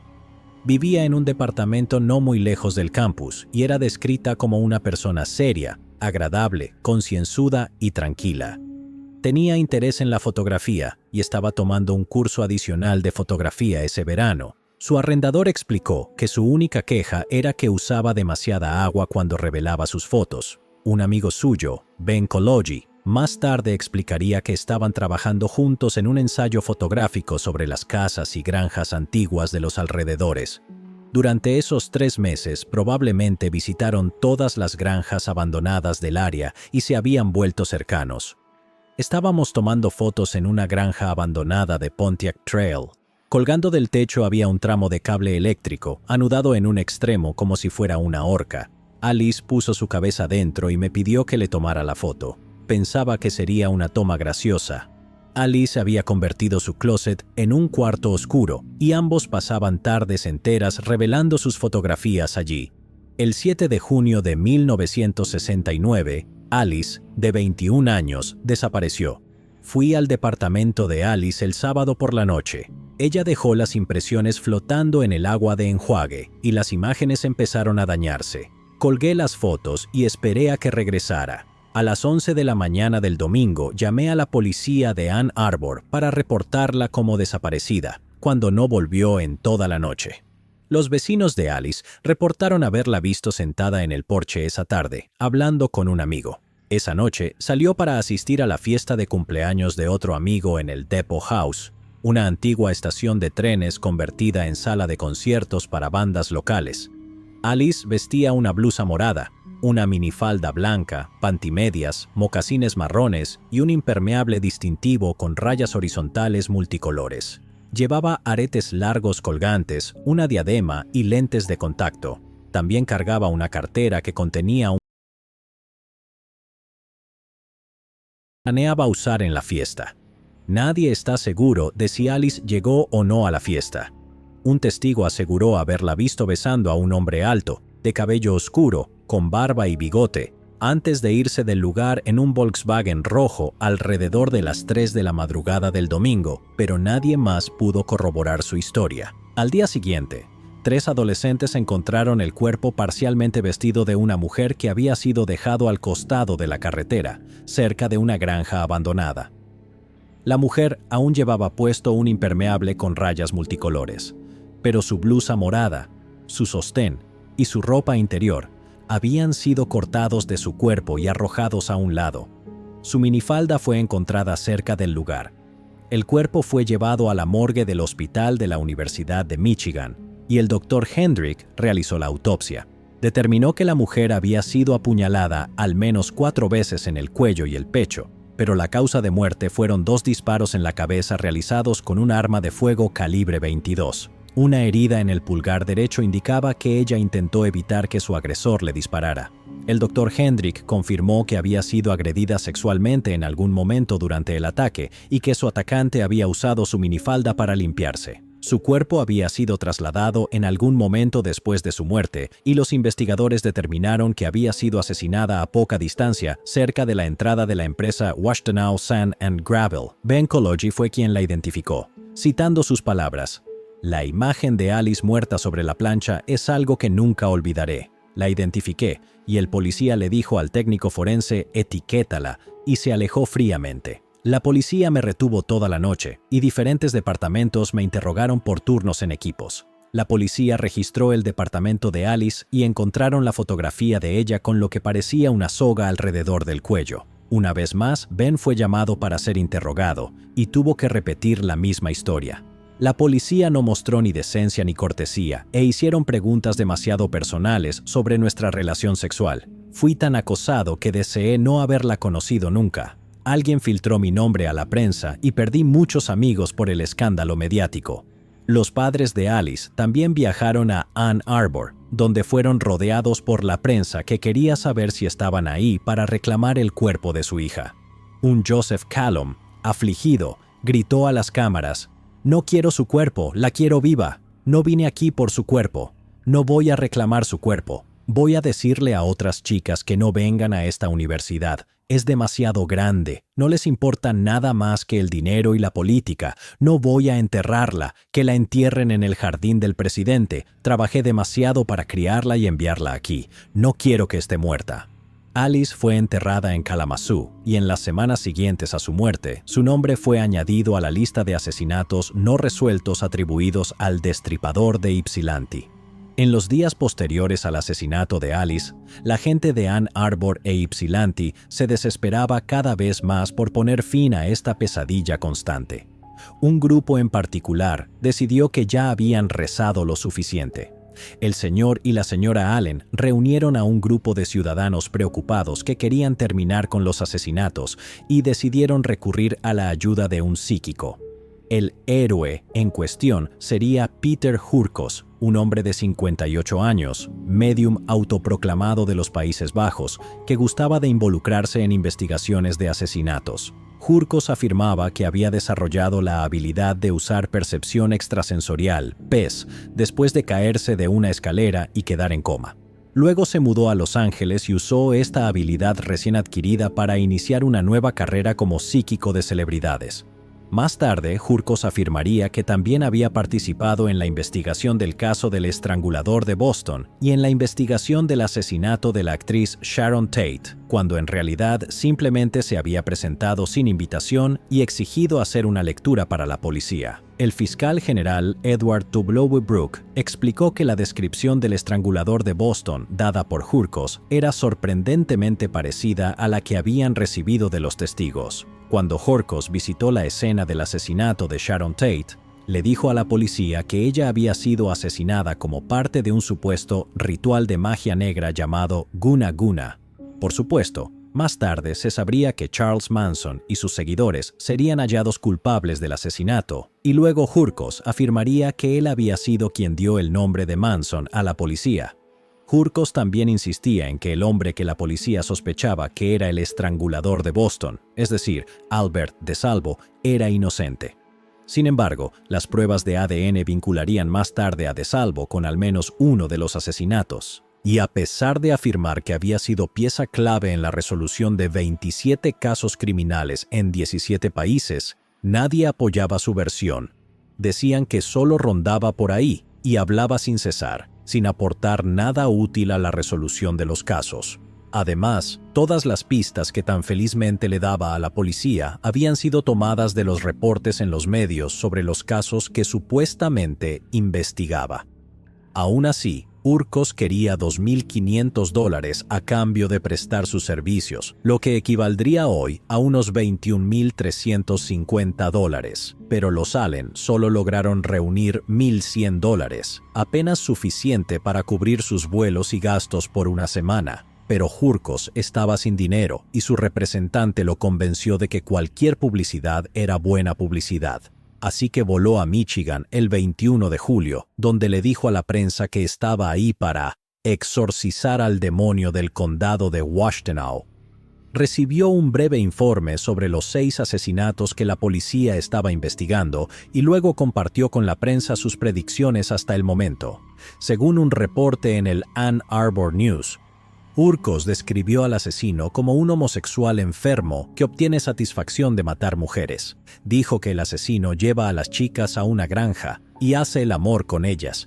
El psíquico dijo que no había estado en el granero, pero que tenía sentimientos. Hurkos aparentemente impresionó a uno de los oficiales cuando puso la mano sobre un expediente y comenzó a describir cómo se había encontrado el cuerpo de la víctima. La policía también le permitió visitar las escenas del crimen, pero Hurkos afirmó que las escenas ya se habían enfriado y que no podía captar ninguna vibración.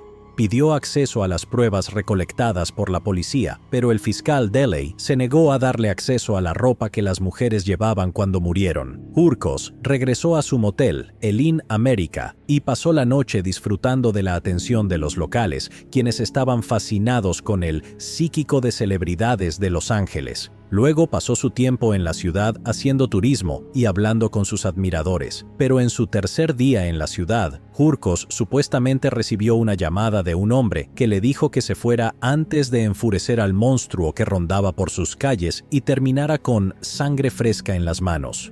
Se ha especulado que esa llamada nunca ocurrió y que Hurkos la inventó para ganar credibilidad, pero sin que él lo supiera, ya se había encontrado con el destripador de Ypsilanti, quien no se impresionó con sus supuestas habilidades psíquicas y lo descartó como un payaso. Karen Sue Beineman nació el 10 de febrero de 1951 en Grand Rapids, Michigan, hija de Roland y Marjorie Beineman. Llevaba 5 años saliendo con su novio de la infancia y estaba estudiando para convertirse en maestra de educación especial. Acababa de graduarse de la preparatoria y se había inscrito en el curso de verano de la Universidad del Este de Michigan porque le permitía elegir en qué dormitorio quería vivir. Eligió vivir en Downing Hall, y en una carta a sus preocupados padres, los tranquilizó diciéndoles que era muy consciente de que estaban asesinando chicas y agregó: «No se preocupen, tengo cuidado».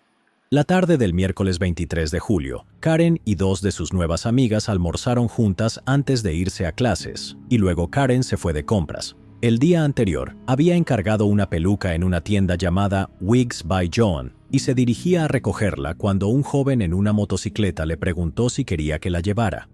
Halagada, Karen aceptó y se subió a la parte trasera de la moto. No habían avanzado mucho, solo unas pocas cuadras, cuando Karen indicó que habían llegado a su destino. El hombre entró al estacionamiento frente a una tienda de chocolates y Karen entró a la tienda de pelucas. La dueña de la tienda, Diana Goshe, y su asistente Patricia Spalding sacaron la nueva peluca de Karen y le mostraron cómo usarla. Karen explicó que la había comprado para una boda a la que iba a asistir, y bromeó: «He hecho dos cosas que pensé que nunca haría. Una fue comprar una peluca, y la otra fue aceptar un aventón en moto de un desconocido». Diana y Patricia explicarían más tarde que esa broma les encendió todas las alarmas. Todo el pueblo sabía que el hombre responsable de los asesinatos de Michigan posiblemente había ofrecido a cada una de sus víctimas un aventón, así que hicieron lo mejor que pudieron para advertirle a Karen sobre aceptar otro paseo del desconocido de cabello oscuro que todavía la esperaba afuera de la tienda.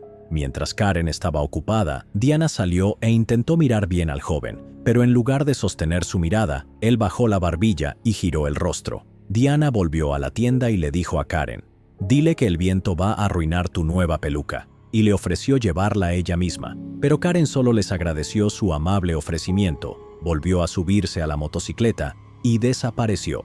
Cuando Karen no regresó para el toque de queda de las 10 de la noche, sus amigas decidieron esperar hasta las 11 antes de reportarla como desaparecida. La consejera de residencia, Verna Perkins, notificó entonces a la policía del campus de la Universidad del Este de Michigan, a la policía de Ypsilanti y a los padres de Karen que no sabían nada de ella.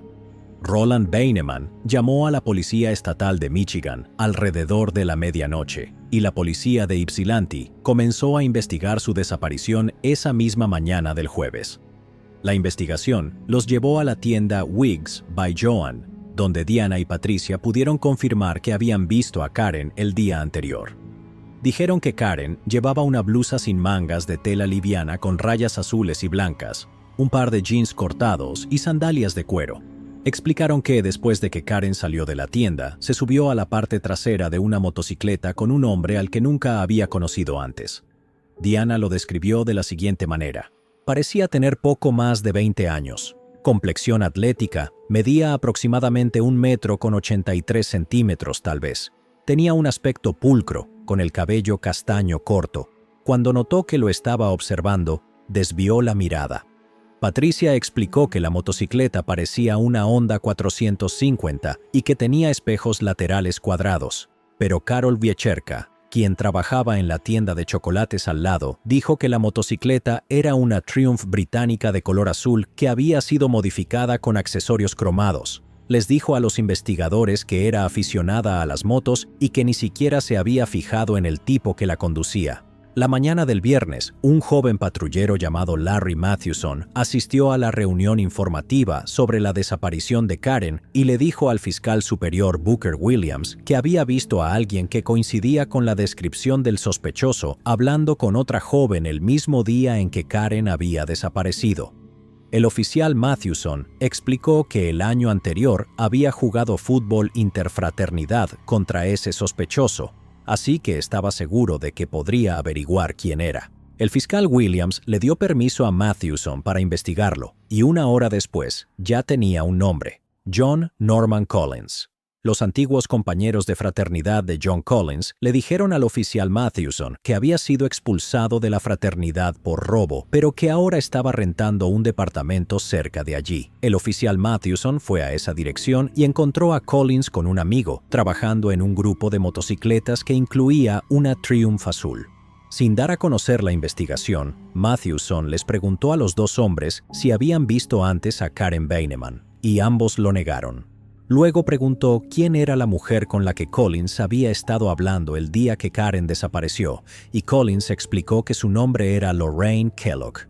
El oficial Mathewson anotó las placas de las 4 motocicletas y luego fue a interrogar a Lorraine. Ella le dijo que John Collins era un conocido y que varias de sus amigas habían salido con él en algún momento, aunque una de ellas afirmaba que Collins estaba más interesado en tener relaciones sexuales que en conocerlas de verdad. Lorraine entonces lo refirió con Linda Campbell, una amiga suya que estaba saliendo con Collins en ese momento.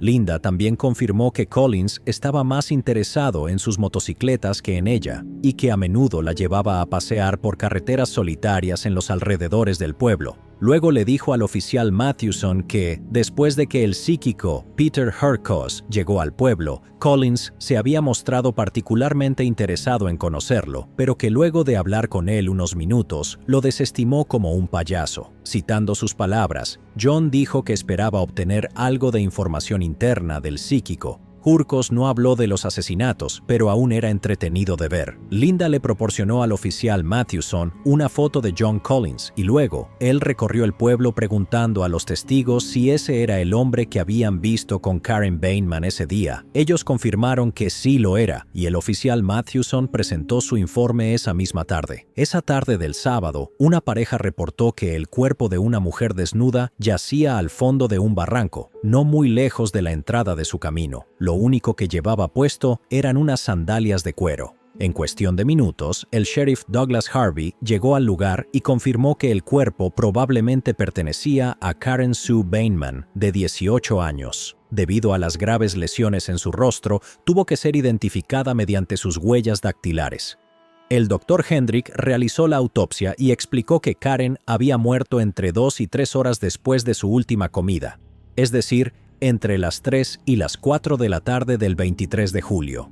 En algún momento le habían atado los pies y las piernas, y al igual que las otras víctimas, había sido brutalmente golpeada, dejándole moretones en los brazos, piernas y cuerpo.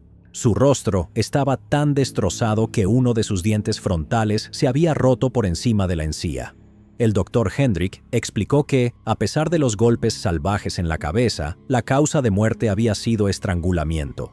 Un periódico local más tarde describiría que Karen Sue Bateman había sufrido una muerte cruel y prolongada a manos de un asesino sádico. Ahora viene la parte más dura pero necesaria, así que prepárense. En algún momento durante el ataque, el asesino de Karen había metido un trapo amarillo en su boca, y después de que ella perdiera el conocimiento, le quemó la piel con ácido, posiblemente amoníaco. También había sido agredida sexualmente, y luego su ropa interior había sido introducida en su vagina, pero dentro de la ropa interior estaba la primera pista real que la policía había podido encontrar. 4 mechones de cabello rubio y marrón de aproximadamente 1 pulgada de largo que habían sido cortados con una máquina de cortar pelo en lugar de tijeras. Una vez más, el Dr. Hendrick informó que el cuerpo de Karen había sido movido después de su muerte y arrojado al barranco solo unas horas antes de ser descubierto. Mientras tanto, el fiscal asistente Williams leyó el informe del oficial Mathewson sobre John Norman Collins. Los registros mostraban que lo habían interrogado poco después del asesinato de Joanne Schell. Él era quien había estado burlándose de su compañera de trabajo con los detalles de lo que le había pasado a ella. Entonces, el fiscal asistente Williams determinó que John Norman Collins era ahora el principal sospechoso. Al día siguiente de que el fiscal Williams lo declarara sospechoso, la policía comenzó a investigar más a fondo su pasado, y no encontraron mucho. Él había nacido como John Norman Chapman el 17 de junio de 1947 en Riverside, Ontario, Canadá, hijo de Richard y Loretta Chapman. Richard y Loretta se habían casado en 1943, poco antes de que Richard fuera enviado a Europa a luchar en la guerra. Richard era experto en explosivos y demoliciones, y perdió una pierna durante la guerra. Cuando regresó a casa, ya no era el joven que Loretta había conocido. Los médicos militares más tarde le diagnosticarían fatiga de combate, o, como lo conocemos hoy, trastorno por estrés postraumático. La pareja tuvo 3 hijos juntos, Jerry, Gail y John. Pero cuando John tenía 1 año, Loretta solicitó el divorcio por crueldad extrema y repetitiva. Su solicitud fue aprobada, y ella declaró que Richard nunca volvería a ver a sus 3 hijos. Más tarde les diría a sus hijos que su padre los había abandonado. Pero según el sobrino de Richard, John Philip Chapman, La guerra cambia a las personas, y mi tío Richard y mi tía Loretta no fueron la excepción. Mi tío amaba a su esposa y a sus hijos, y nunca fue abusivo con ellos. No queriendo poner a sus hijos en medio de un divorcio feo, mi tío simplemente se fue y se mudó al norte, a Kitchener, Ontario, aceptando desaparecer en el fondo. Loretta regresó a Estados Unidos en 1949, donde ella y sus 3 hijos se mudaron con familiares en Center Line, Detroit. Trabajó como mesera para mantener a su joven familia, y en 1952 Loretta se casó con un mecánico local llamado William Collins. William adoptó legalmente a los hijos de Loretta y cambiaron sus apellidos a Collins. Pero William siempre fue un borracho violento y no tenía problemas en golpear a los niños. Loretta lo dejó en 1965 y se divorció de él un año después. Según un amigo de la familia, Loretta lograba llegar a fin de mes y proveer materialmente para sus hijos, pero a un alto costo personal. Sus horarios de trabajo chocaban con sus responsabilidades en casa y se vio obligada a hacer el mismo sacrificio que la mayoría de las madres solteras trabajadoras. No siempre estar en casa cuando sus hijos regresaban de la escuela. Sabía el estilo de vida que quería y se partió el lomo como mesera para conseguirlo. Venía de la nada y no iba a dejar este mundo de la misma manera. Quería ser alguien con suficiente dinero para mantenerse y criar a sus hijos. Era tan dulce y amable, siempre dispuesta a ayudar a sus amigos. Los 3 hijos Collins asistieron a la escuela católica Saint Clement y se dice que Loretta presumía de lo bien que le iba a sus hijos en la escuela. John era un buen estudiante, estaba en el cuadro de honor y era un atleta destacado. Jugaba fútbol americano, baloncesto y béisbol. Además, era parte del equipo de lucha libre. También era un buen bailarín, se enorgullecía de su apariencia. Era encantador y atractivo. El Detroit News luego reportaría que John Collins era la imagen misma del chico perfecto estadounidense. En 1965, John Collins ingresó a la Universidad Central de Michigan con una beca de fútbol, pero pronto descubrió que no estaba al nivel de sus compañeros de equipo. Después de un año, se transfirió a la Universidad del Este de Michigan y estudiaba para convertirse en maestro de primaria. Se unió a la fraternidad Theta Chi, jugó fútbol intramuros para los Theta Chi y trabajaba medio tiempo en un puesto administrativo en el edificio McKinney Hall. Uno de sus colegas, Ken Rowe, explicaría después: era un tipo realmente agradable, el tipo de chico con el que dejarías salir a tu hermana. Era una persona abierta y amigable que no tenía problemas para conocer chicas. Pero poco después de mudarse a la casa de los Theta Chi, sus hermanos de fraternidad comenzaron a quejarse de que desaparecían cosas como palos de golf, rifles de caza, joyería y otros artículos que podían venderse fácilmente. Otro miembro de la fraternidad afirma que John robaba motocicletas, las desarmaba en el sótano, vendía las piezas que podía y tiraba los chasis en basureros por todo Ypsilanti. Algunos reportes indicarían después que era bien sabido que él y un grupo de jóvenes manejaban autos robados por Ann Arbor e Ypsilanti, robando cualquier cosa que pudieran. En 1966, John, de 20 años, fue expulsado de la fraternidad Theta Chi por no pagar cuotas y faltar a reuniones. John luego se mudó a una pensión con algunos amigos, donde había estado viviendo desde entonces. El 27 de julio de 1969, John Collins regresó a la pensión en Ypsilanti, después de pasar el fin de semana visitando a su madre en Center Line. Poco después, la policía apareció en su puerta y lo llevaron a la estación para interrogarlo. Según algunos reportes, estos oficiales no habían recibido el memo que indicaba que John era probablemente el asesino, así que no llevaban una orden de registro, solo lo llevaron para interrogarlo. Cuando John regresó, le dijo a su compañero de cuarto, Arnold Davis, que la policía lo sospechaba de haber matado a Karen Sue Beineman. Como miles de hombres habían sido interrogados en el último año por los asesinatos, Davis no le dio importancia y le dijo a John que estaban sospechando de mucha gente. La noche siguiente, Davis acompañó a John a la casa de su tío. La familia estaba de vacaciones y le habían pedido a John que cuidara de su perro. Como había hecho las últimas 2 semanas, John abrió la puerta del garaje, alimentó al perro y regresó al auto donde Davis lo esperaba. Al llegar a casa, John le pidió ayuda para descargar algunas cosas. John tomó un cuchillo envuelto en un trapo de taller de debajo del asiento de una de sus motocicletas. Poco después, cargué una cobija verde oscuro o azul del maletero del auto de John, mientras éste llevaba una caja de cartón a su habitación. Eché un vistazo a la caja y vi un par de zapatos de mujer, algunos trapos o ropa, y un bolso de yute. 15 minutos después, John salió de la pensión con la cobija y la caja. Media hora más tarde regresó a casa sin nada. Al día siguiente, el cabo David Lake y su familia regresaron a casa después de unas vacaciones de acampada de 2 semanas. Su pastor alemán estaba feliz de verlos, y cuando entraron a la casa, todo estaba exactamente como lo habían dejado. Desafortunadamente, Sandra Lake había dejado una sandía en el refrigerador y ahora estaba toda blanda y asquerosa. Su sobrino John había estado alimentando al perro mientras estaban fuera, y Sandra le había dejado una nota en la cocina diciéndole que podía comerse la sandía. La nota seguía ahí, y la sandía también, así que Sandra asumió que John no había entrado a la casa y no la había visto. Esa noche, mientras Sandra ordenaba la ropa sucia, notó unas marcas en el piso de la cocina. Ella había lavado y encerado el piso antes de irse de vacaciones, así que sabía que eran nuevas, pero no le dio mayor importancia. Bajó la ropa al lavadero en el sótano y ahí se dio cuenta de que alguien había pintado manchas negras grandes en el piso de cemento. Sandra metió la ropa en la lavadora, subió y le preguntó a David si él había pintado el piso. Él dijo que no. David la siguió al sótano y le pidió que revisara si algo más estaba fuera de lugar. Sandra se dio cuenta de que faltaba un frasco de amoníaco y una caja grande de detergente que usaba como basurero. Suponiendo que John debió haber estado en el sótano, los Lake llamaron a su apartamento, pero no contestó.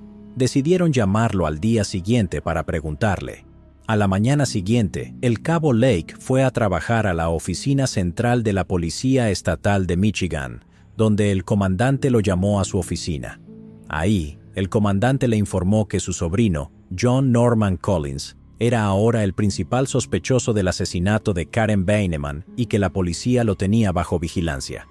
Las alarmas sonaron en la cabeza del cabo Lake, quien inmediatamente le contó al comandante lo que habían encontrado la noche anterior. El comandante actualizó al equipo y Lake recibió la orden de buscar más pistas en su casa. Esa noche, Sandra le dijo a su esposo que no había podido contactar a John en todo el día, pero que le había dejado un mensaje con Loretta. John les devolvió la llamada a las 10:30 de la noche, y los Lake le preguntaron si había estado en el sótano las últimas 2 semanas y si sabía algo sobre la pintura. John negó haber entrado al sótano y dijo que no sabía nada de ninguna pintura. Al día siguiente, se decidió enviar a los técnicos del laboratorio criminalístico a inspeccionar la casa de los Lake y el cabo tuvo que decirle a Sandra que John podría ser un asesino. A las 11 de la mañana, el laboratorio criminalístico llegó y comenzó a revisar el sótano con lupa. Rasparon la pintura en aerosol y descubrieron manchas de color óxido en el cemento. El cabo Lake les explicó que eran restos de barniz de un proyecto que había hecho antes de irse de vacaciones, lo cual el laboratorio confirmó. Pero junto con las manchas de barniz, la policía también encontró manchas de sangre en el piso y en la camisa de un niño que colgaba en una cuerda del cuarto de lavado. Había arañazos y abolladuras en algunos tubos de cobre, y más tarde la policía sugirió que Karen Beineman había sido atada a esos tubos antes de morir. Encontraron un trozo de cable eléctrico que pudo usarse para amarrarla, y debajo de la lavadora había varios mechones de cabello rubio oscuro. El oficial Lake explicó que Sandra le había cortado el pelo a su hijo antes de irse de vacaciones. Siempre lo hacía en el cuarto de lavado, así que parte del cabello debió caer bajo la lavadora. La policía luego le explicó la importancia de ese cabello, y Sandra pasó el resto del día llorando en su habitación.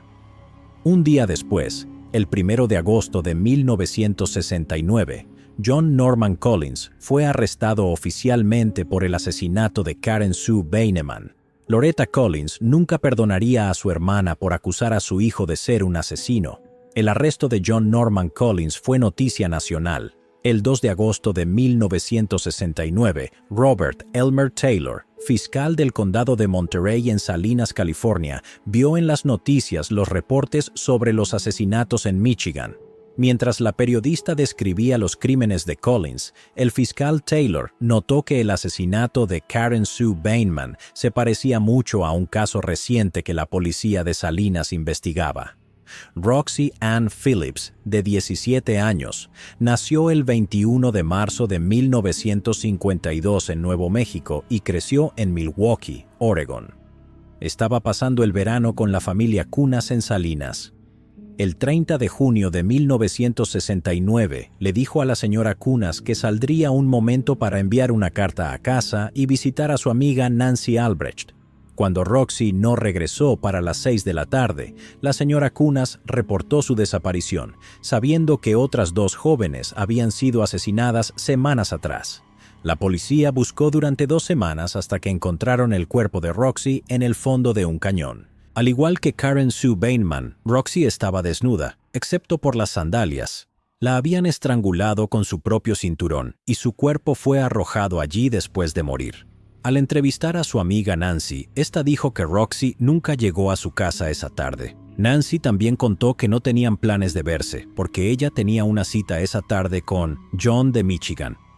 Según Nancy, ella había estado caminando hacia su casa la tarde anterior cuando un auto se detuvo junto a ella. El joven se presentó y le pidió direcciones. Le dijo que él y un amigo acababan de mudarse a Salinas y que habían remolcado un tráiler desde Michigan. Nancy describió al hombre como alto, de unos 20 años, con cabello castaño corto.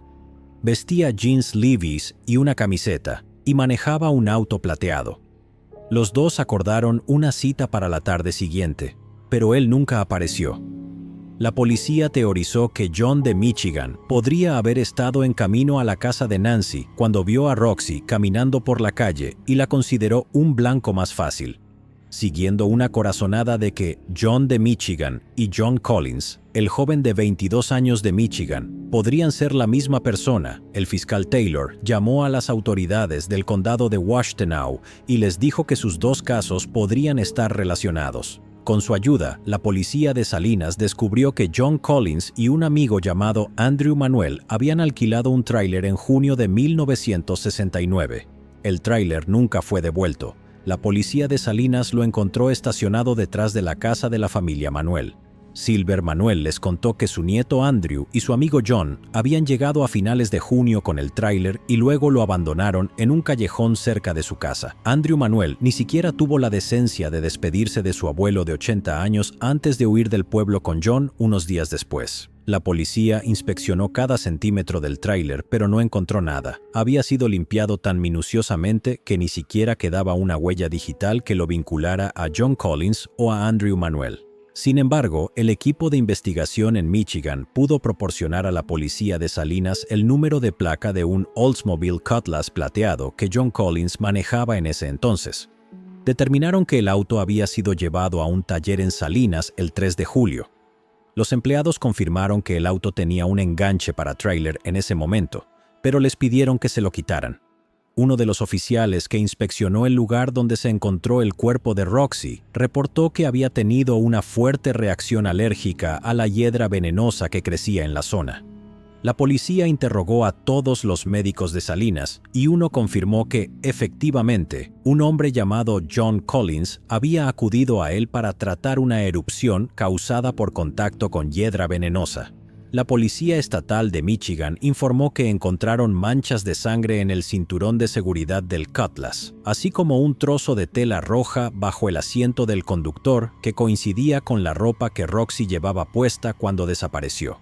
Aún mejor, durante un registro en la habitación de John Collins, encontraron un suéter marrón con vello púbico incrustado en la tela, en uno de los hombros. Se hicieron comparaciones con el vello púbico de Roxy y se determinó que probablemente coincidían. El 29 de septiembre de 1969, un gran jurado acusó formalmente a John Norman Collins por el asesinato de Roxy Ann Phillips. Las autoridades de Michigan estaban más convencidas que nunca de que habían capturado al monstruo que había estado acechando sus calles durante los últimos 2 años. La parte más interesante del juicio de Collins fue descubrir los métodos científicos que usaron para determinar si el cabello encontrado en la boca de Karen Beineman coincidía con el cabello hallado bajo la lavadora. Según el fiscal del condado de Washtenaw, William Delhay, solo pudieron vincular a John Collins con el asesinato de Karen Beineman, por lo que mientras preparaban su juicio por homicidio, los otros casos quedaron en espera. El juicio comenzó el 2 de junio de 1970 y duró hasta el 14 de agosto de ese mismo año, convirtiéndose en el juicio por asesinato más largo en la historia de Michigan hasta ese momento. El 19 de agosto, el jurado declaró a John Norman Collins culpable del asesinato en primer grado de Karen Beineman. Fue sentenciado a cadena perpetua sin posibilidad de libertad condicional a los 23 años y sus posteriores apelaciones fracasaron. Inicialmente, el senador Ronald Reagan insistió en que John Collins debía ser extraditado a California para enfrentar la justicia por el asesinato de Roxy Ann Phillips. Sus abogados sabían que las pruebas en su contra eran irrefutables y si era declarado culpable de ese asesinato, recibiría la pena de muerte. Lograron convencer a los legisladores californianos de que Collins tenía derecho a apelar su sentencia primero y que la decisión sobre la extradición podía tomarse después. Para 1972, la atención pública había cambiado y la orden de extradición pendiente fue cancelada. A pesar de haber intentado escapar de prisión 2 veces, John Norman Collins sigue entre rejas y ha sido mayormente olvidado por la comunidad del true crime. Esto se debe a que cuando comenzó su juicio en 1970, los medios nacionales e internacionales centraban toda su atención en el juicio de la familia Manson. Como resultado, el hombre conocido como el asesino de universitarias, el asesino de Michigan, el destripador de Ypsilanti y el asesino de Ypsilanti cayó en el olvido meses después de su sentencia. Es justo decir que nadie recuerda realmente a John Norman Collins, pero esto también significa que nadie recuerda los nombres o las historias de las 8 mujeres que solo son conocidas como las víctimas de los asesinatos de Michigan. Así que vamos a terminar este episodio recordando quiénes fueron: Mary Flesser, Joan Schell, Jane Mixer, Marilyn Skelton, Dawn Basom, Alice Callum, Karen Sue Beineman y Roxy Ann Phillips. Llegado aquí, ¿acaso no has visto este otro crimen? Yo no me lo perdería,